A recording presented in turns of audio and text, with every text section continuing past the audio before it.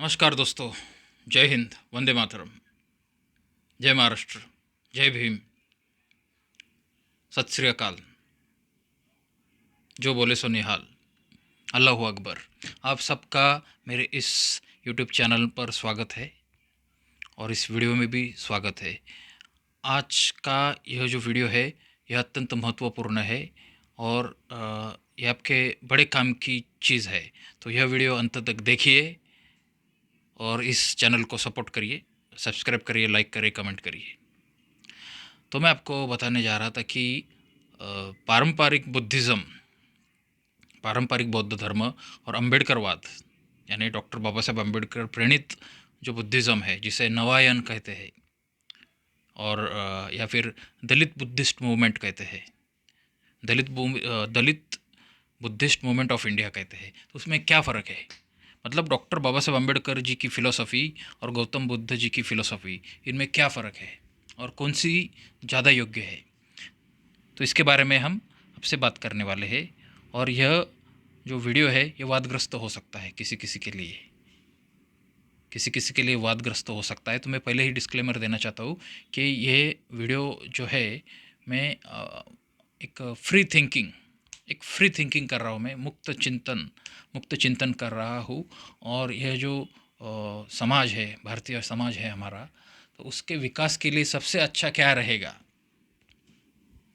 उसके विकास के लिए, उसके उन्नति के लिए, उसके प्रगति के लिए सबसे अच्छा क्या रहेगा, इस प्रश्न पर मैं जब जब सोचता हूँ तब तब मुझे अम्बेडकरवाद की याद आती है। तो इसलिए मैं इस पर टिप्पणी कहना चाहता हूँ। दोस्तों, आपको मैं एक मालूमात देता हूँ कि दलित नेशन एक पेज है wordpress.com पर। तो उन्होंने भी ये कहा है कि बिवेयर ऑफ मेडिटेशन, मैंने मतलब ध्यान धारणा मेडिटेशन, इससे सावधान सावधान सावधान, इससे दूर रहो। और उन्होंने एक पोस्ट बनाई है, आप सर्च करिए, गूगल में आ जाती है, दूसरे तीसरे नंबर पर आ जाती है वो। और उसमें बहुत सारी दुनिया के तमाम लोगों ने उसमें अपनी प्रतिक्रिया दी है। ऐसा नहीं कि उसमें प्रतिक्रिया देने वाले सिर्फ भारतीय ही प्रतिक्रिया दे रहे, उसमें बहुत सारे विदेशी लोग भी प्रतिक्रिया दे रहे, क्योंकि उन्होंने पोस्ट ही ऐसी डाली है। और सबके मतलब आत्मा का विषय है, सबके आत्मा के अंदर हाथ डालेगा, ऐसा वह विषय है। इसलिए सब ने उस पर कमेंट की है और सब ने एक्सट्रीम कमेंट की है, क्योंकि पोस्ट ही उसने एक्सट्रीम की है। उस पोस्ट में ऐसा कहा है कि जो लोग, जो गुरुज़, जो आध्यात्मिक संस्थाएं दलितों को मेडिटेशन वगैरह वगैरह ये सिखा रही है, तो वह एक्चुअली उनका नुकसान कर रहे हैं। तो दलितों ने इनसे सावधान रहना चाहिए, इनसे दूर रहना चाहिए। और जो भूले भटके दलित ध्यान धारणा कर रहे हैं मेडिटेशन, उनको लातों घूसों से मारना चाहिए, ऐसा उसमें कहा है। तो ये तो गलत है, इसके हम निर्भत्सना करते, ऐसा उन्होंने कहना नहीं चाहिए था, लेकिन करते कुछ कुछ लोग पोस्ट में कुछ एक्सट्रीम स्टेटमेंट डाल देते हैं ताकि पोस्ट का टीआरपी बढ़े, पोस्ट ज़्यादा वायरल हो और पोस्ट पर ज़्यादा से ज़्यादा लोग प्रतिक्रिया दे, इसलिए लोग ऐसी ऊट पटांग चीज़ें कहते हैं। लेकिन उसमें ऐसा कहा था कि मेडिटेशन जो है, ध्यान धारणा, उसमें ऐसा कुछ मेडिटेशन की विधि का नाम नहीं लिया कि जिस धर्म में वह विधि इस्तेमाल करते, उस संप्रदाय में वो मेडिटेशन इन जनरल, मतलब हर तरह का मेडिटेशन, ध्यान धारणा कहते हैं जिसे। तो उस तरह के ध्यान धारणा से जो अम्बेडकरवादी लोग हैं उन्होंने दूर रहना चाहिए। भले ही वह आपको कितना भी आकर्षित लगे, वह मार्ग जो है ध्यान धारणा का आपको भले कितना भी आकर्षित लगे, लेकिन उस मार्ग से आपने दूर रहना चाहिए, खुद भी दूर रहना चाहिए और आपके संबंधी जितने लोग हैं उनको भी दूर रहना चाहिए, क्योंकि वह विनाश का मार्ग है, ऐसा उनका कथन है। और उसमें डॉक्टर बाबा साहब अम्बेडकर जी के कोड भी दिया है उन्होंने, सिर्फ 4-5 लाइन का एक उदाहरण दिया है डॉक्टर बाबा साहब अम्बेडकर जी ने, कि डॉक्टर बाबा साहब अम्बेडकर जी कहते हैं कि मेडिटेशन, ध्यान धारणा वगैरह वगैरह, कंटेम्पलेशन वगैरह वगैरह, तो उसके ऊपर डॉक्टर बाबा साहब अम्बेडकर जी ने टिप्पणी नहीं की, लेकिन उन्होंने कहा कि हमारी प्रायोरिटीज़ अलग है, हमारी प्रायोरिटीज़ अलग है। उन्होंने उनको ये नहीं किया, ध्यान धारणा को धिक्कारा नहीं, उन्होंने सिर्फ ये कहा कि हमारी प्रायोरिटीज़ अलग है और हमारा जो मिशन है, हमारा जो कार्य है, जो हमें करना है, तो उस कार्य में ये ऐसी ध्यान धारणा वगैरह वगैरह, कंटेम्पलेशन, मधुरता, मन की मधुर वगैरह, इससे नुकसान ही होगा, इससे नुकसान ही होगा। ऐसा डॉक्टर बाबा साहब अम्बेडकर जी का उदाहरण है और उसी उदाहरण के आधार पर इन लोगों ने उनकी फिलोसॉफी चलाई है और पारंपरिक बुद्धिज़्म और जो नवायन बुद्धिज़्म है उसमें झगड़ा लगाया है। या फिर कुछ जो बुद्धिज़्म के दुश्मन हैं वो उन दोनों में झगड़ा लगा रहे हैं कि पारंपरिक बुद्धिज़्म और अम्बेडकरवाद में तो इसमें झगड़े की कोई गुंजाइश ही नहीं है। सिंपल कहा है, डॉक्टर बाबा साहब अम्बेडकर जी ने मेडिटेशन को धिक्कारा नहीं है। उन्होंने सिर्फ ये कहा है कि हम जो काम करना चाहते हैं, हम यानी संपूर्ण यह शोषित समाज, ये वंचित, शोषित, पीड़ित समाज है, उनको जो हासिल करना है, तो वह हासिल करने में मेडिटेशन जैसी विधा है, मेडिटेशन जैसा मार्ग, जिसे ध्यान योग कहते हैं गीता में, भगवद गीता में, तो वह फ़ायदा से ज़्यादा नुकसान ही पहुंचाएगा। तो इसलिए हमने उससे दूर रहना चाहिए। ऐसे डॉक्टर बाबा साहब अम्बेडकर ने दूर रहना चाहिए ऐसा कहा है, वह नहीं करना है हमें, क्योंकि हमारा काम अलग है। तो डॉक्टर बाबा साहब अम्बेडकर जी की किताब बुद्धा एंड हिज धम्मा, यह भी आप पढ़ेंगे तो उसमें भी आप ये देखेंगे कि डॉक्टर बाबा साहब अम्बेडकर जी बुद्ध धम्म जो है, पारंपरिक जो बौद्ध धम्म है, उसको उन्होंने एज इट इज़ अंगीकारा नहीं, वैसे कि वैसे उसका स्वीकार नहीं किया, उसका फिल्ट्रेशन किया है उन्होंने। डॉक्टर बाबा साहब अम्बेडकर जी ने थेरवाद, हीनयान, महायान, वज्रयान, तंत्रयान, ऐसी सभी शाखाओं का, बौद्ध धम्म की शाखाओं का अभ्यास किया है और उसको फिल्टर किया है और समाज के लिए सबसे उपकारक क्या होगा, सबसे योग्य का होगा, ऐसे ही नियम, ऐसा ही इंटरप्रिटेशन उन्होंने बौद्ध धम्म का किया है। और उन्होंने जो किताब लिखी है बुद्धा एंड हिज धम्मा, वह क्या सिर्फ उनकी, वो सिर्फ दलितों के लिए नहीं लिखी, तो वह किताब उन्होंने समूचे मनुष्य समाज के लिए लिखी है, पूरे मनुष्य के विकास के लिए लिखी है, क्योंकि वे चाहते थे कि, क्योंकि उनके जो मूल सिद्धांत है, डॉक्टर बाबा साहब अम्बेडकर जी के मूल सिद्धांत क्या है, तो मराठी जो अम्बेडकरवादी कहते हैं वो शिका, संगठित हुआ, संघर्ष करा, मतलब अच्छा एजुकेशन लो, उसके बाद संगठित हो और संघर्ष करो। संघर्ष किसके खिलाफ, तो समाज में जो जो अन्याय है, अत्याचार है, विषमता है, भ्रष्टाचार है, भ्रष्ट आचरण है, उसके खिलाफ संघर्ष करो। असमानता के खिलाफ, भेदभाव के खिलाफ, जातिवाद के खिलाफ, धर्मवाद के खिलाफ, धर्मांधता के खिलाफ आप संघर्ष करो, आप जिहाद करो।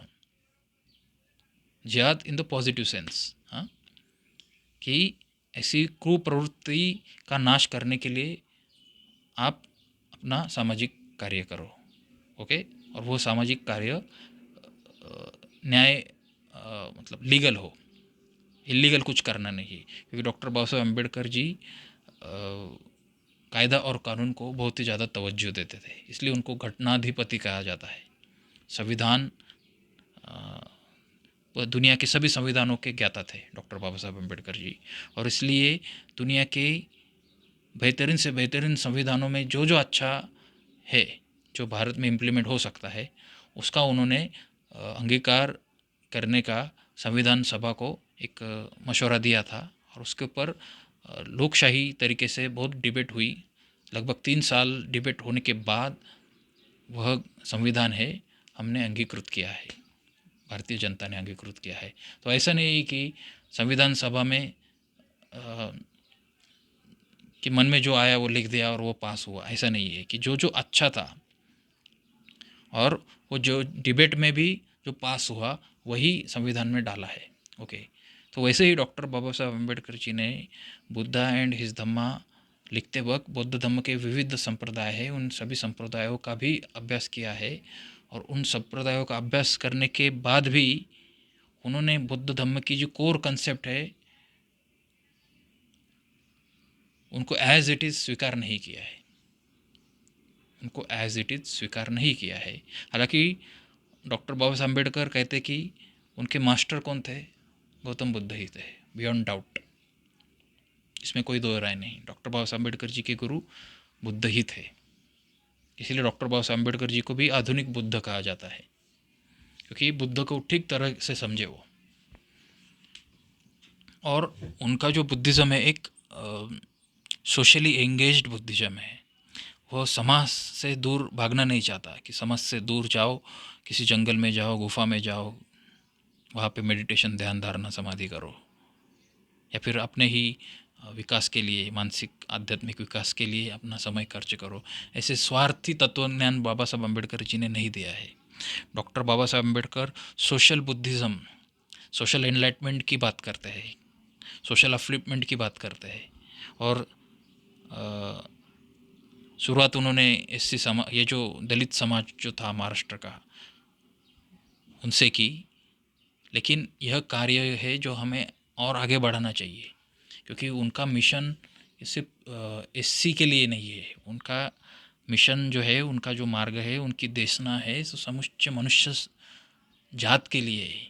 इसलिए आप देखेंगे कि जापान में भी डॉक्टर बाबा साहब अम्बेडकर जी की फ़िलोसॉफ़ी है, उसके ऊपर बहुत बड़ा काम शुरू है, उसके ऊपर बड़ी बड़ी पीएचडियाँ दी जा रही है, बड़े बड़े संशोधन हो रहे हैं, बड़ी बड़ी स्कॉलरशिप दिए जा रहे हैं।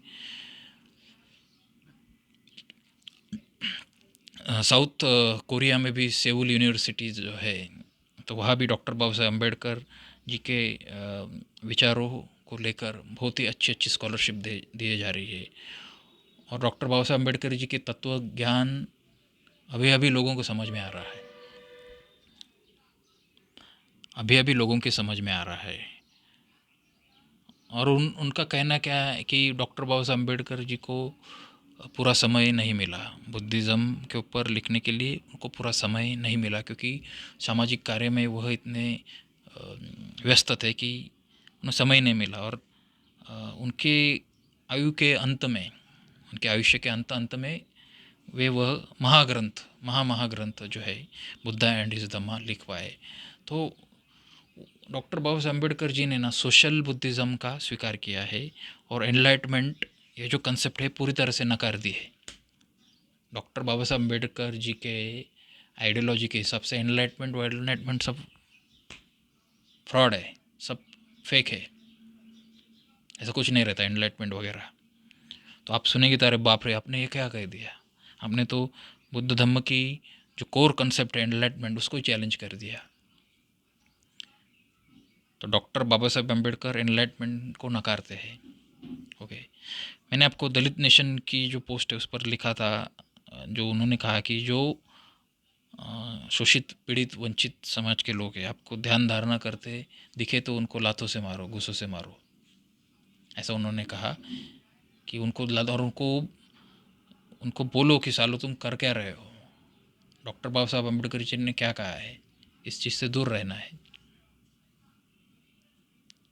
इस चीज़ से दूर रहना है, और आप वही कर रहे। डॉक्टर बाबा साहब अम्बेडकर जी ने कहा है ना कि ये नहीं करना है तो नहीं करना है। डॉक्टर बाबा साहब अम्बेडकर जी ने जो कहा वो फाइनल। और अगर आपको लगता है कि ये कैसी ये कि तानाशाही है, तो आप शांत तरीके से उस पर विचार करिए, ऐसा क्यों कहा होगा। इसमें आपको एक शंभुक जो ऋषि था, शंभुक ऋषि जो था, वो भी शोषित जो वर्ग होते हैं आज के, उनका पूर्वज था। एसटी, ओबीसी, एसटी, एससी, उनका वो पूर्वज था, और वो भी ऐसा ध्यान धारणा करता था। और तब की जो समाज व्यवस्था थी, ब्राह्मण धर्म जो था, उसके हिसाब से वो पाप कर रहा था, क्योंकि ब्राह्मण धर्म में भी ये नियम है कि शूद्र ने ये ध्यान धारणा वगैरह नहीं करना चाहिए। तो इसके लिए आप देखेंगे कि वह राम को बुलाता है, और राम की और उसकी डिबेट होती है उधर शंभुक की। उनको पता चलता है यार ये अधर्मी आदमी है, तो राम भी एक्सट्रीम स्टेप लेता है और उस शंभुक का वध करता है या उसका खून कर देता है। ओके, एक्चुअली ये क्राइम है। एक राजा ने ये जो ऐसा क्राइम नहीं करना चाहिए।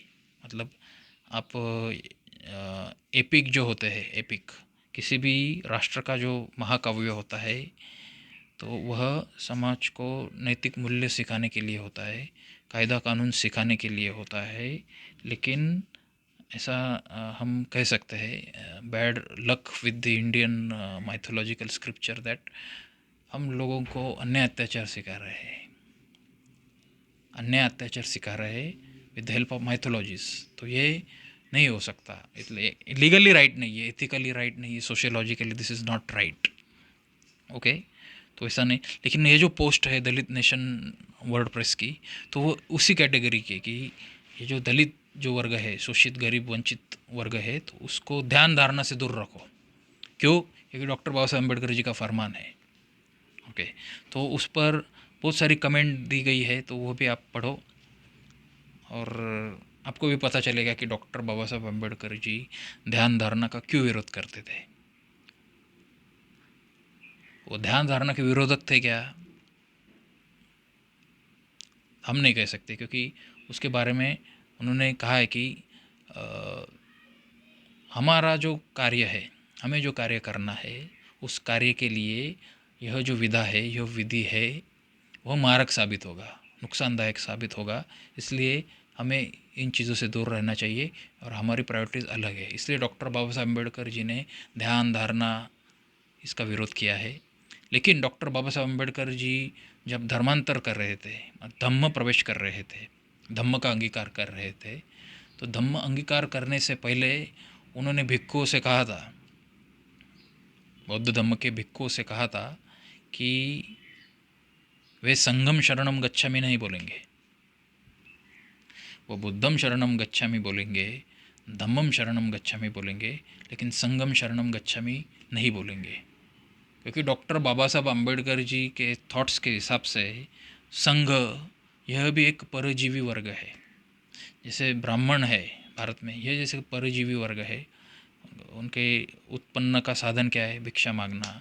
और मंदिरों में जो दान होता है, करोड़ों करोड़ों लाखों लाखों करोड़ों का दान होता है, रत्नों का दान होता है, सोने का दान होता है, गहनों का दान होता है, उन सभी पर गुजारा करना, ये ब्राह्मणों की एक शोषण व्यवस्था है। और यह जो भिक्खु वर्ग है, संघ है, वह भी उसका अलग वर्जन है।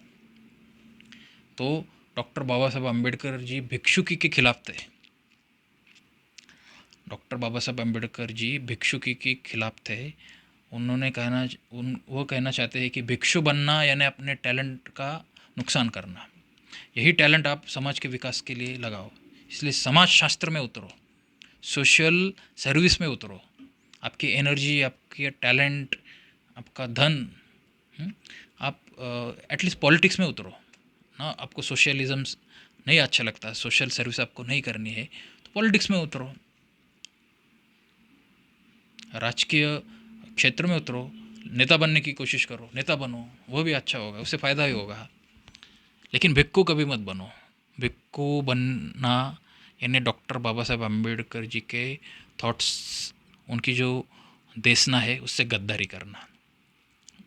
सन्यासी बनने से डॉक्टर बाबा साहब अम्बेडकर जी ने इस समाज को चेताया है कि आपको नहीं बनना है। यह भी बहुत क्रांतिकारी उनका ऐसा एक ऐसे उनका एक आइडियोलॉजी थी, और इस आइडियोलॉजी का अंगीकार करना चाहिए। भिक्खु बनना यानी परावलंबी बनना, भिक्खु बनना यानी समाज के लिए बोझ बनना। ओके, ऐसा डॉक्टर बाबा साहब अम्बेडकर जी के ग्रंथ पढ़ के आपको लग सकता है कि वह भिक्खु संघ से भी समाज को बचाना चाहते थे। लेकिन भिक्खु कुछ हद तक समाज के लिए आवश्यक भी है। मतलब आप मुझे अगर पूछे तो भिक्खु नाम की संस्था होनी ही नहीं चाहिए दुनिया में, तो ये मैं नहीं मानता हूँ। भिक्खु होने चाहिए, लेकिन उनका प्रमाण कम होना चाहिए, उनका प्रमाण ज़्यादा नहीं होना चाहिए, हद से ज़्यादा नहीं होना चाहिए कि जो उठ रहा है वो भिक्खु बन रहा है, जो उठ रहा है वो भिक्खु बन रहा है। मैं देखता हूँ कि थाईलैंड, बर्मा, वियतनाम, इंडोनेशिया वगैरह, तो वहाँ के देश में एक ऐसी प्रथा है कि वहाँ के जो बड़े बड़े अधिकारी हैं, सरकारी नौकर, जजेस, पुलिस इंस्पेक्टर या कोई भी अधिकारी, वो जब रिटायर होते हैं, जैसे हमारे यहाँ 60 साल 58 साल में रिटायर होते लोग, तो रिटायर के बाद लोग भिक्खू बन जाते हैं। वहाँ पे ऐसा एक प्रघात है कि रिटायरमेंट के बाद भिक्खू बन जाते हैं। यानी आप जो जो भिक्खू थाईलैंड की सड़कों पर भीख मांगते हुए देखेंगे, भिक्षा मांगते हुए देखेंगे, वियतनाम या वहाँ के, आपको लगा यार ये कौन है, क्या है वगैरह, चलो इनको भिक्षा देते वगैरह।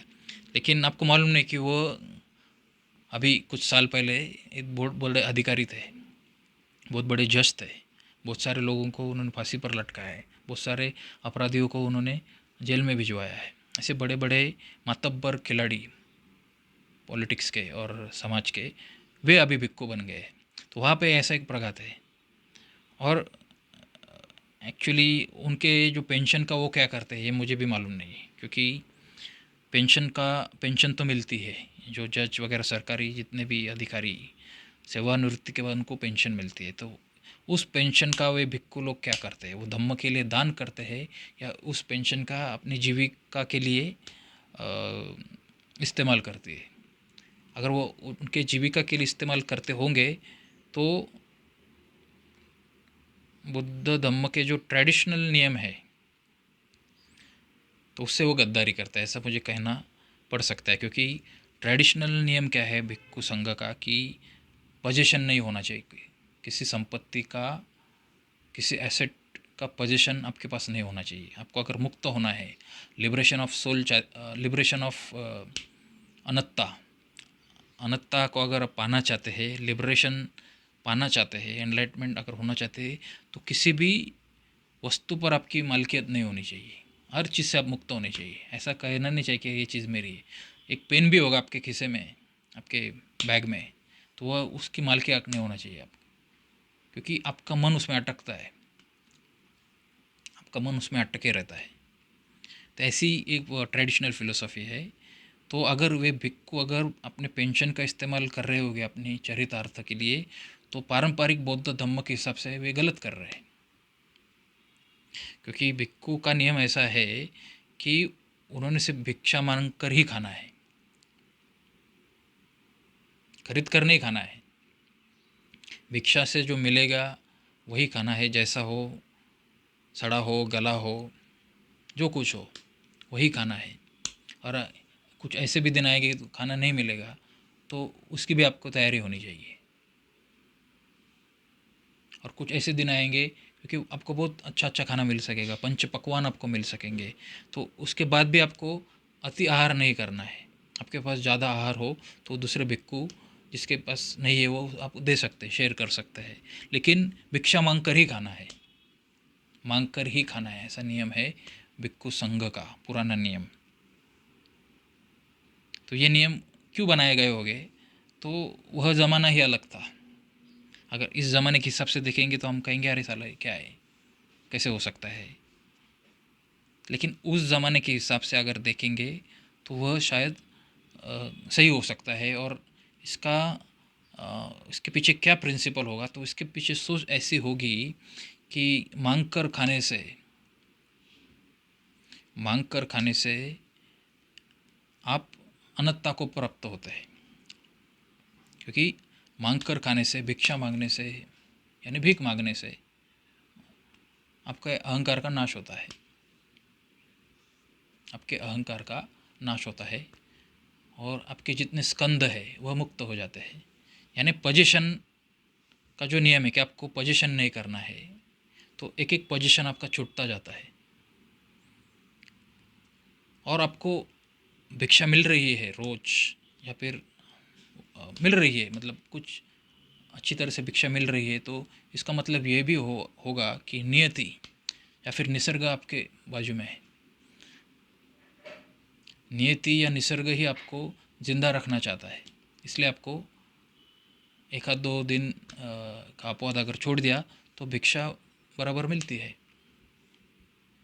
तो आपके अहंकार का नाश हो, भवतृष्णा का नाश हो और आपका माइंड लिबरेट हो, इसके लिए भिक्षा मांगने का नियम उस ज़माने के भिक्षुओं के लिए, उस समय के धर्माचार्य जो थे बौद्ध धर्म के, उन्होंने वो बनाया होगा। लेकिन उसका आज क्या प्रयोजन है? इसलिए डॉक्टर बाबा साहब अम्बेडकर जी को आप ठीक से पढ़ेंगे, उनका ठीक से अभ्यास करेंगे, तो आपको पता चलेगा कि डॉक्टर बाबा साहब अम्बेडकर जी का क्या उद्देश्य था इसके पीछे, कि उन्होंने संगम शरणम गच्छामि नहीं कहा। संगम शरणम गच्छामि उन्होंने नहीं कहा। तो इस पर कुछ लोग बोलेंगे ठीक है, ये उनकी निजी सोच थी, लेकिन हम तो बुद्धिस्ट है, हम तो नव बुद्धिस्ट है, हम तो ये बुद्धिस्ट है, हम तो वो बुद्धिस्ट है, हम तो तंत्रयानी बुद्धिस्ट है, हम तो वज्रयानी बुद्धिस्ट है, हम तो महायानी बुद्धिस्ट है, हम तो थेरवादी बुद्धिस्ट है। हम क्यों माने? हमारा भी अपना एक संप्रदाय है ना, हमारे भी अपने अपने नियम है ना, हमारी भी अपनी अपनी सोच है ना, तो हम क्यों माने वैसा? हमको तो चाहिए भिक्खु संघ होना चाहिए, ऐसा तो हमको लगता है, क्योंकि हमारे समाज के बहुत सारे जो कार्य है, तो वो कार्य संपन्न करने के लिए भिक्खुओं की ज़रूरत लगती है। जैसे किसी के जन्मदिन हो, किसी का नामकरण हो, ओके, किसी का गृह प्रवेश हो, या फिर किसी का मरण दिन हो, ओके, किसी की शादी हो, तो ऐसे बहुत सारे प्रसंगों के लिए भिक्खुओं का होना आवश्यक है। तो इसलिए हम भिक्खु संस्था नष्ट होनी चाहिए, इस विचार के हम नहीं है, ओके। ज़्यादा से ज़्यादा आप ये कह सकते कि भिक्खु की संख्या पर नियंत्रण हो, कि सभी भिक्खु बने, ऐसा ये योग्य नहीं है। सभी भिक्खु बने ये योग्य नहीं। कि बुद्धिस्ट देशों में एक नियम है कि किसी आदमी को अगर ज़्यादा बच्चे हैं, जैसे कि समझो 4 बच्चे हैं, 5 बच्चे हैं, तो उसमें से एक को कंपलसरी भिक्खु बनना ही पड़ता है, कंपलसरी भिक्खु बनना ही पड़ता है। और इसी से बौद्ध धम्म जीवित रहा है उधर। जो प्योर बौद्ध धम्म है, मेडिटेशन ओरिएंटेड और purification of mind and soul, and उस तरह का जो एनलाइटमेंट ओरिएंटेड बौद्ध धम्म है, वह आज तक जिंदा क्यों है? तो उसका कारण ये नियम है कि परिवार का एक लड़का या फिर लड़की होगी तो लड़की, क्योंकि भिक्खु नहीं बनने का भी नियम है, तो वह बौद्ध धम्म के लिए संघ में प्रवेश करता है, केशवापन करता है, चिवर धारण करता है। और बुद्ध के पुरातन जो धम्म है, महायान, वज्रयान, हीनयान, तो किसी एक पंथ का सभासद होके उस तरह से उसका आगे का जीवन यापन करता है, ओके। लेकिन वैसा नियम भारत में नहीं है, वैसा नियम भारत में नहीं है। तो इस तरह से मैं आपको कहना चाहता हूँ कि डॉक्टर बाबा साहब अम्बेडकर जी ने उनके जो थॉट्स है, उस थॉट्स के ज़रिए बुद्धिज़्म पर भी बहुत प्रभाव डाला है। और सबसे एग्रेसिव जो बुद्धिज़्म कोई होगा पूरी दुनिया में, तो वह डॉक्टर बाबा साहब अम्बेडकर जी का जो वर्जन है बुद्धिज़्म का, वो सबसे एग्रेसिव बुद्धिज़्म है। इसलिए उसका आकर्षण जापान से लेके पर मक्का मदीना तक, जहाँ जहाँ पर बौद्ध धम्म था पहले, अफ्रीका तक, और दक्षिण यूरोप के भी कुछ देशों तक, जहाँ जहाँ तक बौद्ध धम्म गया, या फिर न्यो बुद्धिज़्म है, या फिर मेडिटेशन की मूवमेंट चल रही है, जहाँ जिन जिन देशों में, तो उन सभी देशों में डॉक्टर बाबा साहब अम्बेडकर जी का वर्जन ऑफ बुद्धिज़्म है। उसके बारे में लोगों में चर्चा है, विद्वानों में चर्चा है, और विद्वानों ने उसको योग्य कहा है। यह जो बुद्धिज़्म है उसको सबसे ज़्यादा मार्क्स मिले कि yes, this kind of Buddhism is the most appropriate version of Buddhism for the human race and for upliftment of society. Antonio Guterres, या फिर मुझे अभी इसका नाम देखूंगा मैं, यूनाइटेड नेशन के जो अध्यक्ष है, तो उन्होंने भी कहा था कि डॉक्टर बाबा साहब अम्बेडकर जी के जो थॉट्स है, उनका जो बुद्धिज़्म है, वो दुनिया के लिए सबसे सबसे योग्य ऐसी फिलोसॉफी है, सबसे बेहतरीन ऐसे आइडियोलॉजी है। अगर उस आइडियोलॉजी का सब ने अंगीकार किया तो उसमें सब आ गए, फिर कनाडा, अमेरिका, द्वीप से लेके महाद्वीप से लेके अफ्रीका, यूरोप, रशिया, एशिया में चाइना वगैरह, ऑस्ट्रेलिया, इंडिया, इन सभी ने अगर डॉक्टर बाबा साहब अम्बेडकर जी की जो आइडियोलॉजी और फिलोसॉफी का अगर अंगीकार किया, तो यह दुनिया स्वर्ग बन जाएगी, स्वर्ग जैसी सुंदर बन जाएगी, और जस्टिस होगा।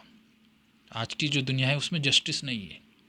आज की जो दुनिया है उसमें शोषण है ही है, ऐसा उनका विधान है। इवन जो कम्युनिस्ट लोग हैं, सोशलिस्ट लोग हैं, तो वे भी डॉक्टर बाबा साहब अम्बेडकर जी के थॉट्स का एक अलग नज़रिए से पुनरावलोकन कर रहे कि यस, उनसे भी कुछ चूक रह गई होगी। इसलिए आप देखेंगे, सर्च मारेंगे तो चीन में भी डॉक्टर बाबा साहब अम्बेडकर, चीन एक आपको मालूम है साम्यवादी और कम्युनिस्ट कट्टर देश है, ओके, मार्क्स लेनिन, माओ स्टालिन, उनके ही विचार वो अंतिम मानते हैं, उसके अलावा कोई विचार वो मानते ही नहीं विचार पर। लेकिन ऐसा होने के बाद भी वहाँ के जो बड़े बड़े प्रोफेसर हैं, बड़े बड़े विद्वान हैं, वे भी एक सेकंड लुक डॉक्टर बाबा साहब अम्बेडकर जी के तत्वज्ञान की तरफ देना चाहते हैं। और चीन में भी डॉक्टर बाबा साहब अम्बेडकर जी के थॉट्स, उनकी आइडियोलॉजी, उनकी फ़िलोसफ़ी, उनका नियो बुद्धिज़्म, उसको सिखाना शुरू हो गया है। कोरिया में तो है ही है, दक्षिण कोरिया में आप देख सकते हैं, ऑस्ट्रेलिया में देख सकते हैं, इंग्लैंड में देख सकते हैं। तो newer kind of Buddhism, socially engage Buddhism, उसका वर्जन जो है वो इसके आगे बहुत चलने वाला है।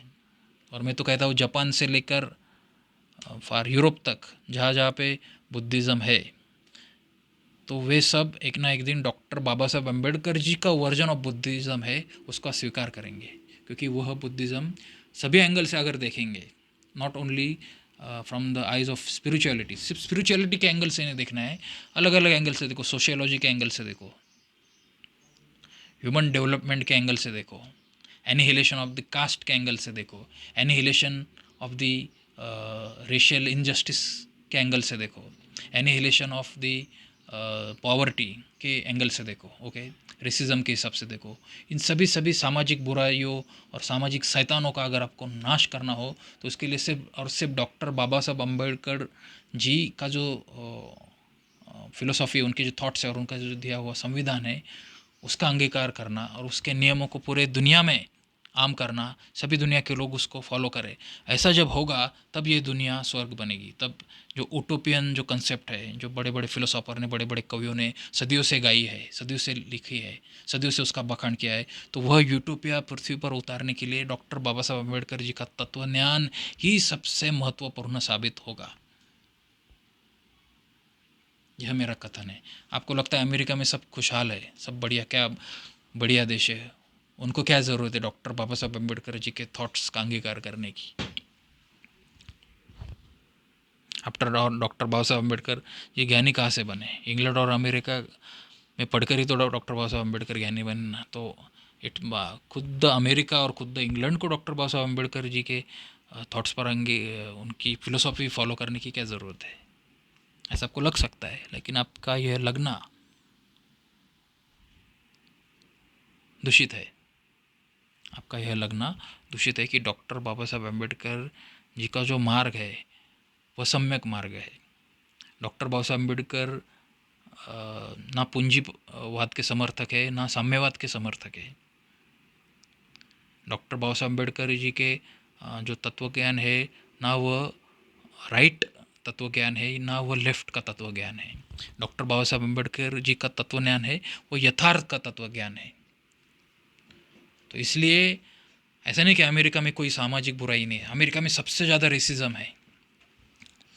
भारत में भी जातिवाद जितना नहीं होगा, तो उससे भी ज़्यादा रेसिज्म वहाँ पे बहुत तगड़ा है, बहुत तगड़ा है अमेरिका में। आपको अगर ये झूठ लग रहा हो तो कोई भी सोशल मीडिया के फोरम में जाकर देखिए वहाँ के कमेंट क्या होते हैं। अभी अमेरिका में अभी अमेरिका को बने 400 साल हो गए, लेकिन अब भी सुप्रीम कोर्ट का जज किसी कृष्ण वर्णीय व्यक्ति को चुना गया है। केटंजी ब्राउन जैक्सन ऐसा उनका नाम है, महिला है और वह कृष्णवर्णीय है। इतना 400 सालों के बाद ओके, एक सुप्रीम कोर्ट का जज उनको चुना गया है। लेकिन उनके चुने जाने की जो सेरेमनी थी, कार्यक्रम था, तो उसको इतना विरोध हुआ अमेरिका में, इतना विरोध हुआ। हर सोशल मीडिया के जो नेटिजन पे वो भी इतने गालियाँ देते, इतना खराब खराब कहते थे, तो बोलेंगे इससे अच्छा तो भारत है। तो अमेरिका में सबसे ज़्यादा रेसिज्म है, सबसे ज़्यादा रेसिज्म है, सबसे ज़्यादा भेदभाव है, सबसे ज़्यादा करप्शन है। आपको लग रहा होगा अरे अमेरिका क्या बढ़िया देश है, क्या ज़बरदस्त है, चांद पर जा रहा है, मंगल पर जा रहा है, स्पेस में जा रहा है, एलियंस की खोज कर रहा है, वगैरह वगैरह। क्या उनकी बढ़िया फ़िलोसॉफ़ी है, चलो हम भी भारत में उनकी फ़िलोसॉफ़ी को इम्प्लीमेंट कर देते हैं और यहाँ का जो सोशलिज़्म जो है उसको नष्ट कर देते हैं।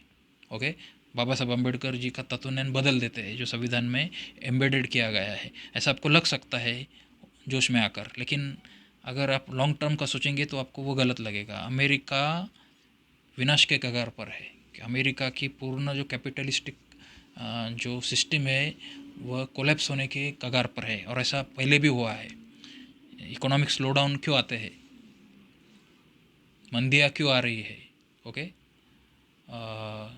कैश प्राइम ऐसा कुछ तो अभी ओबामा के ज़माने में गवर्नमेंट शटडाउन चला था, गवर्नमेंट को शटडाउन करना पड़ा था।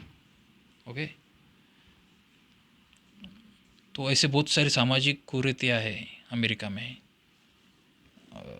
क्योंकि जो कैपिटलिस्ट जो है वहाँ के पूंजीपति है, बड़े बड़े उद्योगपति है, तो अलग अलग तरीके से वहाँ की जनता का शोषण कर रहे हैं, और जो अच्छे कानून जो है वो पास नहीं होने दे रहे हैं अमेरिका की संसद में। जैसे कि ओबामा केयर था, एक मेडिक्लेम पॉलिसी थी, उसके तहत सभी अमेरिकन लोगों का irrespective of their race, religion, okay, their economic status, उनका एक इंश्योरेंस मिलने वाला था, लाइफ इंश्योरेंस, और उसके ज़रिए उनके दवाइयों का भी खर्चा मिलने वाला था, उनके ऑपरेशंस वगैरह का भी खर्चा उनको मुफ्त में उनका या फिर एकदम कम प्राइस में उनका इलाज होने वाला था। ऐसी वो एक पॉलिसी लाने वाले थे ओबामा केयर, लेकिन उसको भी तहस नहस कर दिया जब ट्रम्प का प्रशासन आया।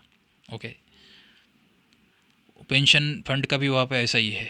ओके, तो वहाँ के जितने जितने सोशल अपलिफ्टमेंट के लिए जो जो कायदे हैं वो वहाँ के पूंजीपति पास ही होने नहीं देते। अभी ये कोरोना का अमेरिका में इतना खतरनाक दुष्परिणाम क्यों हुआ कि सबसे ज़्यादा लोग अमेरिका के ही मरे, 8-9 लाख लोग मरे कोरोना में। उसका कारण भी ये वहाँ के जो इंडस्ट्रियलिस्ट है, बिग फार्मा कंपनी, तो उन्होंने इस महामारी का बहुत गलत तरह से फ़ायदा लिया, बहुत गलत तरह से फ़ायदा लिया। उतना फ़ायदा इंडिया में नहीं ले सके, क्योंकि इंडिया में डॉक्टर बाबा साहब अम्बेडकर के जी के थॉट्स जिंदा है।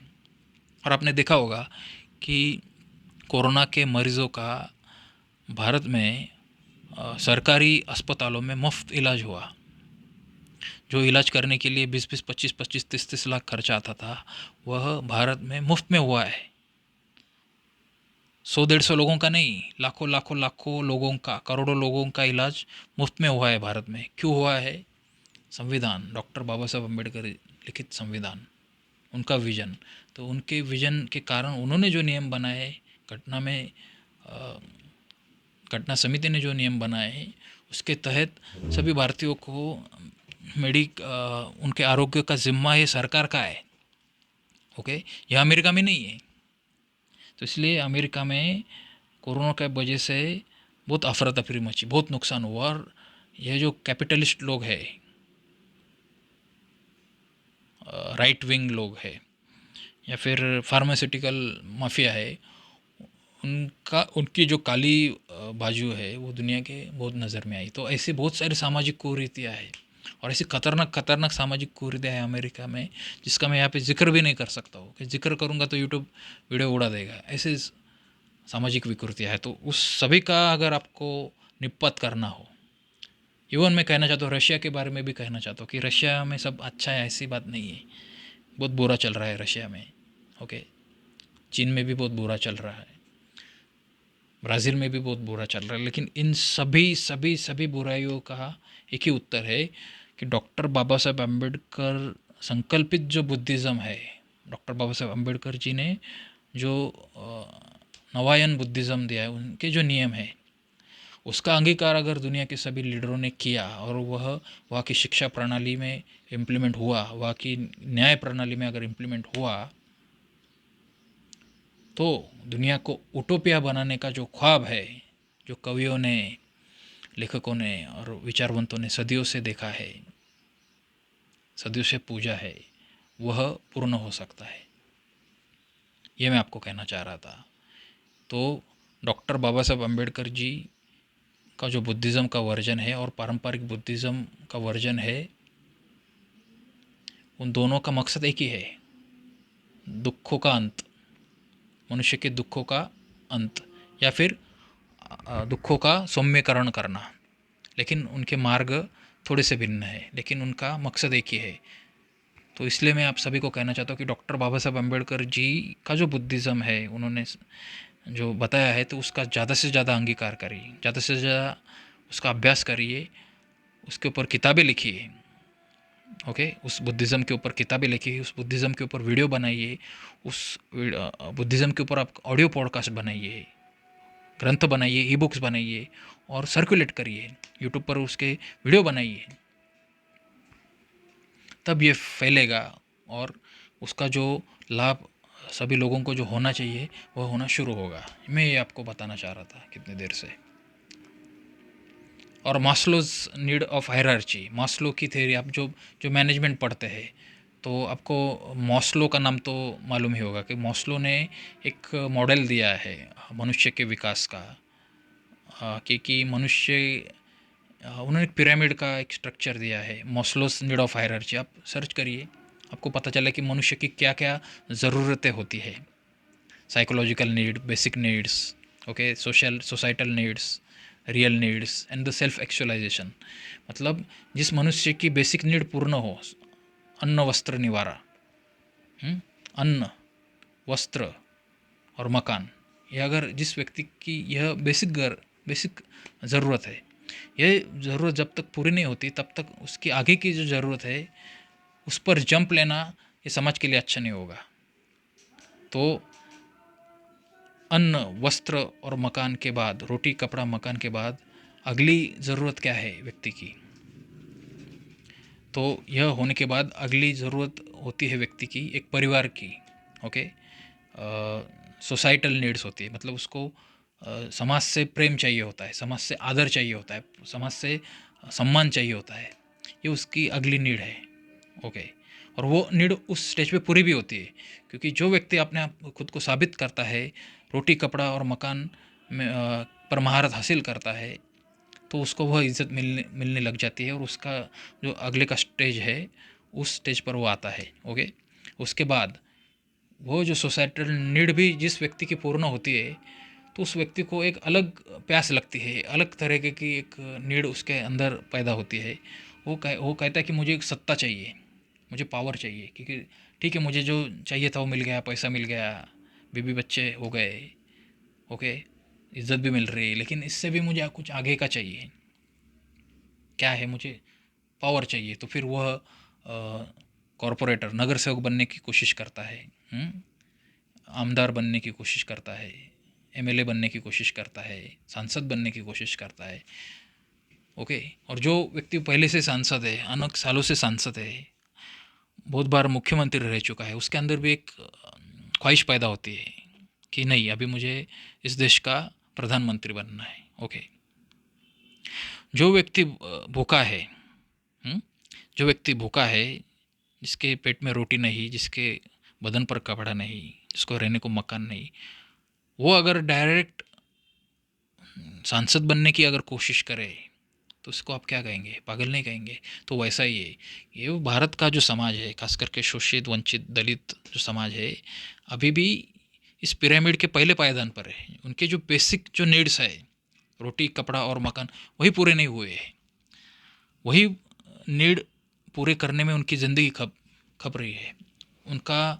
उनकी जो लड़ाई चल रही है वो अस्तित्व के लिए चल रही है, अपने आप को सिर्फ अस्तित्व में रखने के लिए उनकी लड़ाई चल रही है। तो ये मेडिटेशन वगैरह, धर्म वगैरह, वो बात की चीज़ है।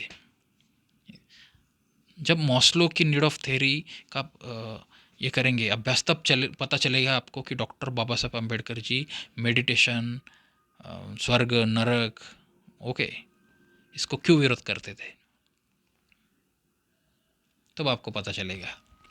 तो मैं आप सभी को यही कहना चाह रहा हूँ कि डॉक्टर बाबा साहब अम्बेडकर जी के थॉट्स और मॉस्लोस नीड ऑफ थ्योरी, इसका अच्छे तरीके से अभ्यास करिए, और इस अभ्यास करने के बाद आप खुद ही इस निष्कर्ष में पहुँचेंगे कि यस, डॉक्टर बाबा साहब अम्बेडकर जी ने जो बुद्धिज़्म दिया है वो सर्वश्रेष्ठ है समाज की उन्नति के लिए, चाहे वो गरीब हो या अमीर हो। ओके, और उसके बाद यह बुद्धिज़्म जो है आपको पूरी दुनिया में फैलाना है। Ambedkar's version of Buddhism, not पारंपरिक बुद्धिज़्म। पारंपरिक बुद्धिज़्म के लिए हमारे मन में आदर ही है, क्योंकि उस बुद्धिज़्म को जो काम करना था उन्होंने वो किया है। उन्होंने एक क्या बोलते हैं बेस रचा है। ओके, उन्होंने धर्म का बेस रचा है पूरी दुनिया में, पहली बार ये हुआ है। ओके, तो उन्होंने वो दिया है। ओके, और उसको हमें कालानुरूप उसको मोल्ड करना है। हमको जो पुराना है उसे हमें नष्ट नहीं करना है, वो भी चाहिए, उसका भी आगे इस्तेमाल होने ही वाला है युग के अंत में, जब ये क़यामत वगैरह नज़दीक आएंगी, आर्मगेडन के बाद। ओके, जो लास्ट डेज आएंगे तब वो धम्म का भी इस्तेमाल है, उनका जो बेस है, इंफ्रास्ट्रक्चर है पूरा धम्म का, वो तब इस्तेमाल होने वाला है, तो उसका भी महत्व है। लेकिन मीनवाइल यह जो समाज है उसको अगर आप खुद का विकास करना हो, सामाजिक विकास, आर्थिक विकास, राजकीय विकास, शारीरिक विकास, बौद्धिक विकास, ओके, और आध्यात्मिक विकास या मानसिक विकास या बौद्धिक विकास, आध्यात्मिक विकास तो बाद में आएगा, तो यह सब विकास होने के बाद ही आध्यात्मिक विकास का प्रांत शुरू होता है। और यह विकास करने के लिए, ये आध्यात्मिक विकास छोड़कर जो बाकी के जितने भी विकास है उसको पूर्ण करने के लिए डॉक्टर बाबा साहेब अम्बेडकर जी के फिलोसॉफी से बढ़कर कोई फिलोसॉफी है ही नहीं। ये मैं आप सभी को कहना चाहता हूँ। डॉक्टर बाबा साहेब अम्बेडकर जी की फ़िलोसॉफ़ी का इस्तेमाल सम्यक तरीके करके आप अपने खुद का शैक्षणिक विकास कर सकते हैं, आर्थिक विकास कर सकते हैं, सामाजिक विकास कर सकते हैं, राजकीय विकास कर सकते हैं, शारीरिक विकास कर सकते हैं, बौद्धिक विकास कर सकते हैं, मानसिक विकास कर सकते हैं। और यह सब विकास होने के बाद आप मॉस्लोस नीड ऑफ हायरार्ची की थ्योरी के अनुसार आप पिरामिड के ऊपर के पायदान में जाते हैं, आपकी कक्षा बढ़ जाती है। ओके, आप अगली कक्षा में जाते हैं, फिर आपको सेल्फ एक्चुअलाइजेशन, मेडिटेशन, ध्यान धारणा, एनलाइटमेंट वगैरह वगैरह उसमें आप हिस्सा ले सकते हैं। तब वो सम्यक रहेगा, तब वह योग्य रहेगा, तब वो न्यायोचित रहेगा। लेकिन उसके पहले ओके, जो विद्यार्थी इसकी परीक्षा जिसको पास होना बहुत आवश्यक है, ओके, तो उसके लिए उसको पढ़ाई करनी जैसे आवश्यक है। मेडिटेशन करके तो पास नहीं होगा वो। ओके, मेडिटेशन करके पास नहीं, उसको जब वो पढ़ाई करेगा तभी पास होगा। तो पढ़ाई करना उसके लिए आवश्यक है। जो व्यक्ति हमाली कर रहा है, 2 वक्त की रोटी कमाने की उसके लाले पड़े हैं, ओके, तो उसको अगर आप ध्यान में बिठाएंगे, क्या ध्यान धारणा कर भाई, ये ध्यान कर, वो कर, इस गुरु के नाद में लग, उस गुरु के नाद में लग, ऐसा करेंगे क्या आप? तो ये मैं आपको इतनी देर से बता रहा हूँ कि डॉक्टर बाबा साहब अम्बेडकर जी ने जो फिलोसॉफ़ी दी है, जो आइडियोलॉजी दी है, वह अतिशय योग्य है।